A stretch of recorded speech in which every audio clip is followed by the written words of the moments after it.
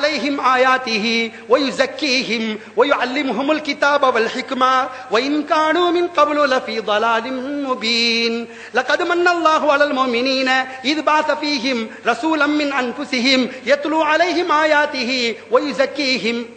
அல்லாஹ் சொல்லும்போது அவர்களை ويزكيهم, அவர்களுக்கு வேதத்தை அதனுடைய விளக்கங்களை கற்றுக் கொடுப்பது மட்டுமல்ல, வேத வசனங்களை அவர்களிடத்திலே ஓதுவது என்பது மட்டுமல்ல, அவர்களை வயஸக்கீஹிம் பரிசுத்தப்படுத்துவது, பக்குவப்படுத்துவது.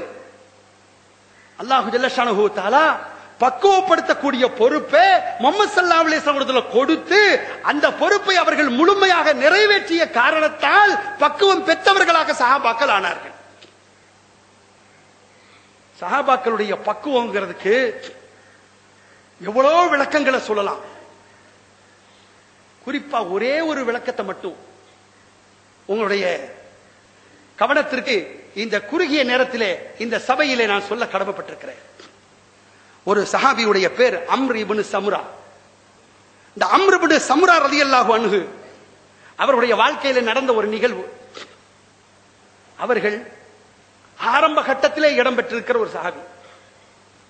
இஸ்லாத்தை ஏற்ற அந்த ஆரம்ப கட்டம், இஸ்லாத்தை ஏற்ற அந்த ஆரம்ப கட்டத்திலே அவர்களுடைய வாழ்க்கையிலே ஒரு அசம்பாவிதம், நிர்பந்தம், தேவை, பிரச்சனை, இதனால் சூழப்பட்டு சில நேரங்கள்ல சபலங்கள் ஏற்படக்கூடிய ஒரு சூழ்நிலை ஏற்பட்டு விடலாம் அல்லவா, அந்த மாதிரியான ஒரு நிகழ்வு.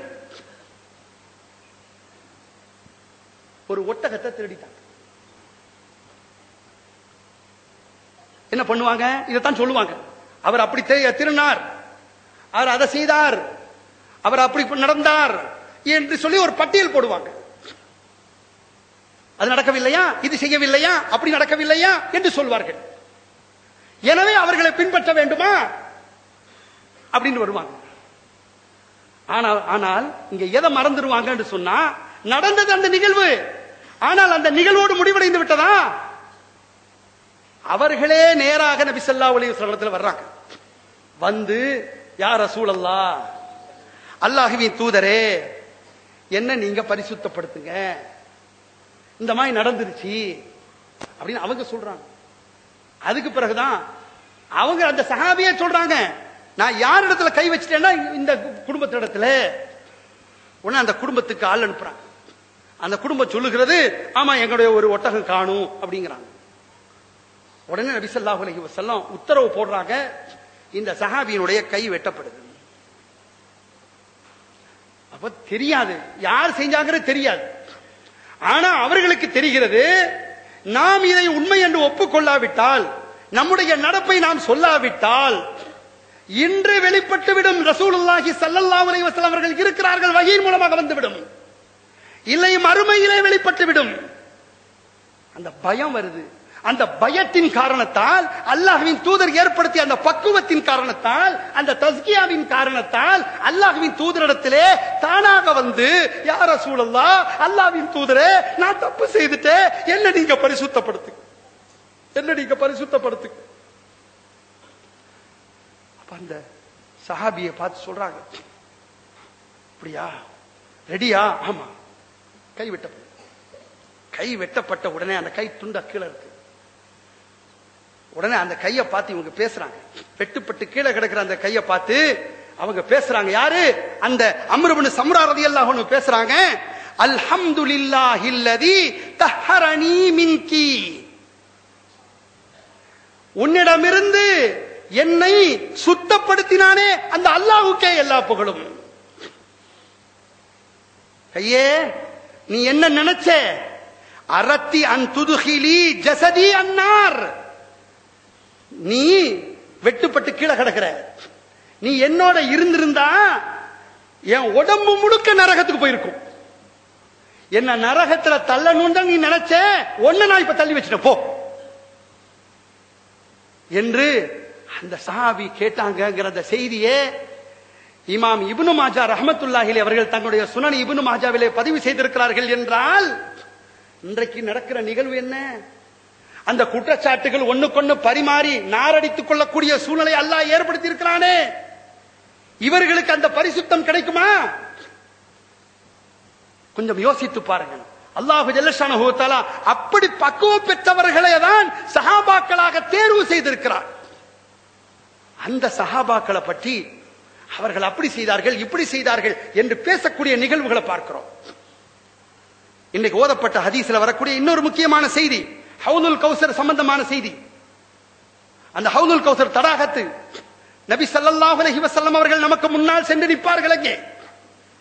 அங்கே நிற்கிற போது அல்லாஹுடைய அருள் பெற்ற அல்லாஹுடைய நேசம் பெற்றிருக்கக்கூடிய அல்லாஹ் தேர்வு செய்திருக்கக்கூடிய அடியார்கள் எல்லோரும் வந்து அவர்கள் அருகில் நெருங்கி அண்ணலம் பெருமானார் முஹம்மது ஸல்லல்லாஹு அலைஹி வஸல்லம் அவர்களுடைய திருமுகத்தை பார்த்து அவர்களுடைய திருக்கரத்தால் அந்த ஹவுதுல் கௌசர் தடாகத்திலிருந்து அவர்கள் நீரை எடுத்து தந்து நாம் அதை வாங்கி பருகக்கூடிய அந்த சூழலை கொஞ்சம் கற்பனை செய்து பாருங்க. அல்லாஹு ஜல்லஷானஹு வ தஆலா இங்கே உட்கார்ந்திருக்க அவ்வளவு பேருக்கும் அந்த பாக்கியத்தை தந்தருள்வானாக. அந்த பாக்கியம் அந்த நேரத்திலே ஒரு சாரார் வருவார்கள். அவர்களுக்கும் எனக்கும் மத்தியிலே திரை போடப்பட்டு விடும். அப்போது நான் சொல்வேன் உசைஹாபி உசைஹாபி என்று நான் சொல்லுவேன். என் சகாக்கள் என்னுடைய சகாக்கள் என்று நான் சொல்லுவேன். அப்போது எனக்கு சொல்லப்படும் இல்லை அவர்கள் உங்களை சார்ந்தவர்கள் இல்லை என்று சொல்லப்படும். அவர்கள் இப்படி இப்படி நடந்தார்கள் என்று சொல்லப்படும். உடனே நான் சுஅக்கன் சுஅக்கன் லிமன் கய்யர பாதி எனக்கு பின்னால் மாற்றியவர்களே தூர போங்கள் தூர செல்லுங்கள் என்று நான் சொல்லிவிடுவேன் என்று வரக்கூடிய ஒரு ஹதீஸ். இந்த ஹதீஸ் 6585 6586 6587 ஆகிய 3 ஹதீசுகளிலே இடம்பெற்றிருக்கிற செய்தி இது. இந்த ஹதீஸை வைத்துக் கொண்டு பார்த்தீர்களா சஹீஹுல் புகாரியிலே வருகிறதா இல்லையா? என்ன வருகிறது?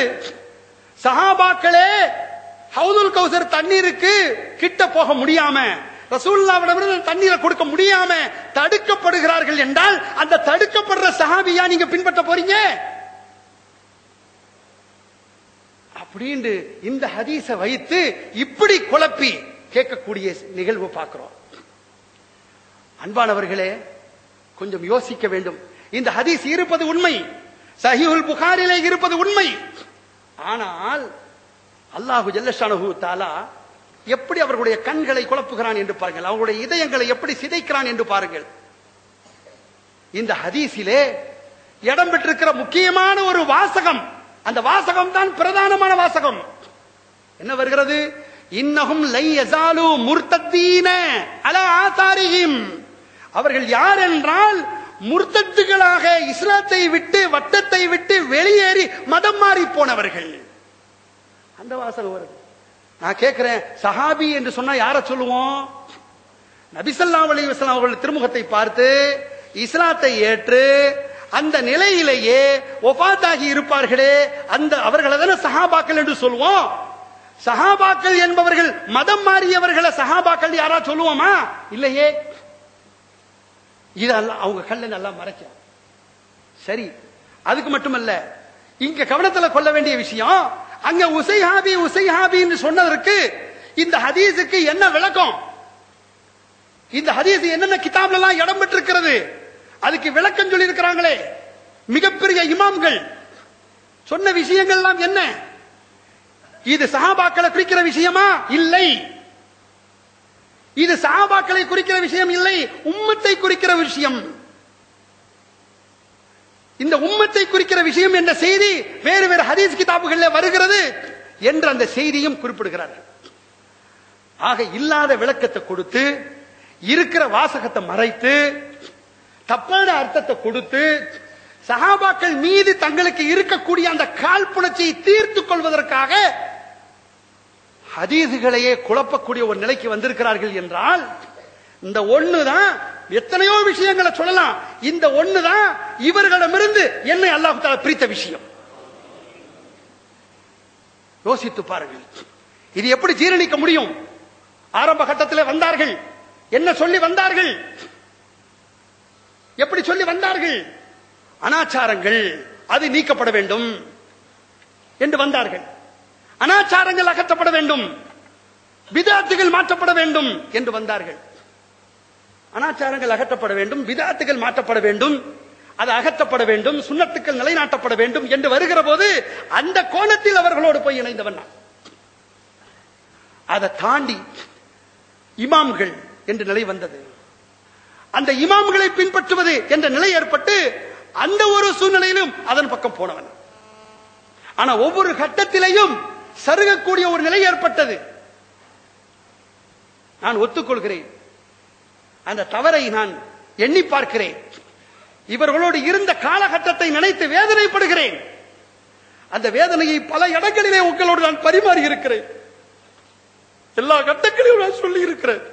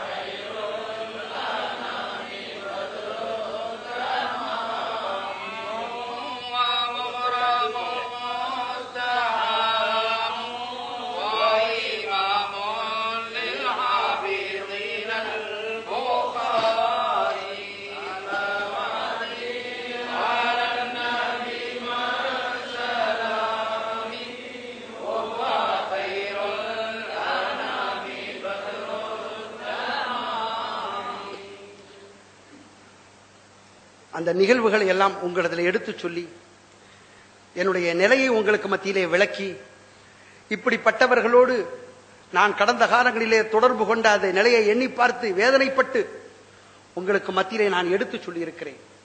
இந்த மஜ்லிஸிலும் உங்களிடத்திலே நான் அதை எடுத்துச் சொல்கிறேன். பல பேர் நான் கடுமையாக கடந்த காலங்களிலே விமர்சித்ததை நினைத்து என் மீது வேதனைப்பட்டிருக்கிறார்கள். எனக்காக துஆக்கள் செய்திருக்கிறார்கள்.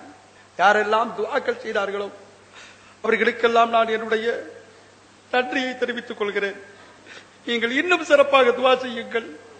எனக்காக மட்டுமல்ல, அந்த கூட்டத்திலே இருக்கக்கூடிய எத்தனையோ நல்ல சகோதரர்கள், நல்ல மக்கள், நல்ல குடும்பத்த பிள்ளைகள், மார்க்கத்தின் நல்ல முறையில் பிடிப்பாக இருக்க வேண்டும் என்று சிந்திப்பவர்கள் இருக்கிறார்கள்.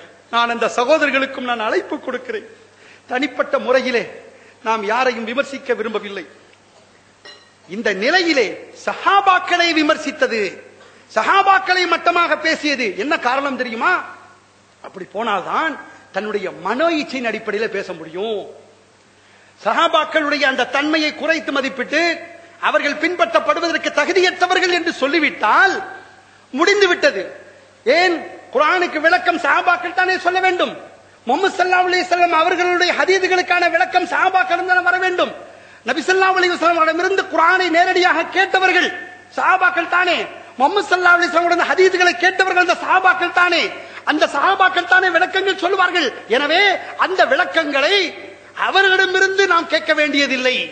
நம் மனோ இச்சையின் அடிப்படையிலே செயல்படுவோம் என்ற ஒரு நிலைப்பாடை எடுத்துக்கொண்ட காரணத்தால் தான், அந்த நிலைப்பாடை எடுத்துக்கொண்டால் தானே இஷ்டப்படிக்கு பேச முடியும். அப்படி போன காரணத்தால் தான் ஜகாத்தை மறுத்தார்கள். கொடுத்ததற்கு கொடுப்பது இல்லை என்று சொன்னார்கள். வருடா வருடம் கொடுப்பது இல்லை என்று சொன்னார்கள். ஜகாத்தை மறுத்தார்கள். அப்படிப்பட்ட மனோ இச்சையின் அடிப்படையில் போன காரணத்தால் தான் தாவூது நபி அவர்கள் இன்னொருவருடைய நிலத்தை பறித்தார்கள், அபகரித்தார்கள் என்று அவ்வளவு கொடுமையான வாசகத்தை சொல்லக்கூடிய நிலைக்கு தள்ளப்பட்டார்கள். அப்படி போன காரணத்தால் தான் ஒன்றுபட்ட சஹாபாக்களுடைய முடிவு இஜ்மாவு சஹாபாவையே அவர்கள் மறுத்தார்கள். அப்படி போன காரணத்தால் தான் மலக்குகளை ஷைத்தான் கெடுத்தான் என்று சொல்ல வந்தார்கள். இப்படியெல்லாம் கடுமையாக அவர்கள் பேசக்கூடிய ஒரு நிலைக்கு அவர்களை தள்ளியது எது? இந்த மனோ இச்சை. அந்த மனோ இச்சையின் காரணத்தாலே தான் இது ஒரு வகையான அந்த ஷிர்க் அவர்களிடத்தில் வந்துவிட்ட காரணத்தால் தான் இப்படி போனார்கள். நல்ல மக்கள் அங்கே இருக்கிறார்கள்.